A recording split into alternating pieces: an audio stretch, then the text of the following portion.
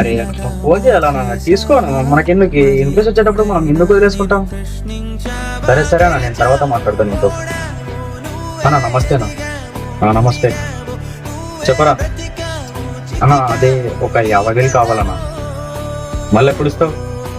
2 నెలల్లో తిరిగి ఇచ్చేస్తాను. ఇస్తా కానీ ఏమన్నా పెట్టిపో నా దగ్గర. నా బైక్ పెట్టుకుంటాను, కొత్త దగ్గరికి వెళ్ళి నా పేరు చెప్పి తీసుకోపో.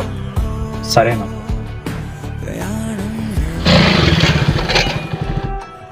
అన్న బైక్ స్టార్ట్ కావటం లేదు, ఏమైనా రిపేర్కి వచ్చిందా?